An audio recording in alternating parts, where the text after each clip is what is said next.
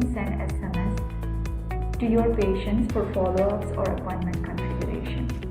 In the Hcare menu, as you can see, we have an option for SMS. We can set up a specific time to send SMS to all the patients having appointments the next day, or we can do them manually as well.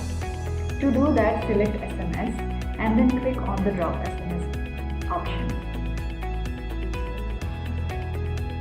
Then in here you will find an option to send messages to all the patients or specific patients as required. We also have an option to provide an Excel list of numbers that will send the messages to all the numbers that are included in this Excel file. For this video, let us go ahead and use a specific number option. If we want, we can provide multiple numbers here. We have to separate each number just by using a comma.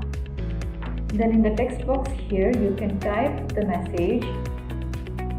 Also note that if you want to address a patient by his or her name, we have to type patient by curly braces as specified here. So the system will automatically detect the name of the patient from the specified number. Let us provide a number that we want to send our SMS to.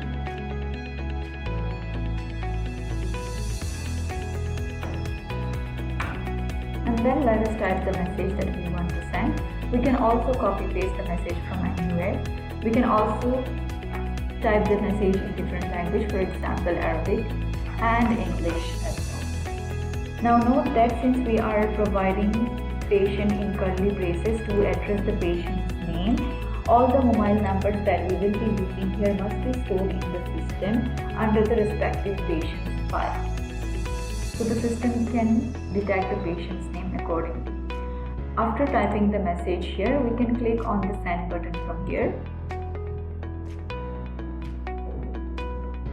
Then this message will be sent to the specified phone number, as you can see here in this picture.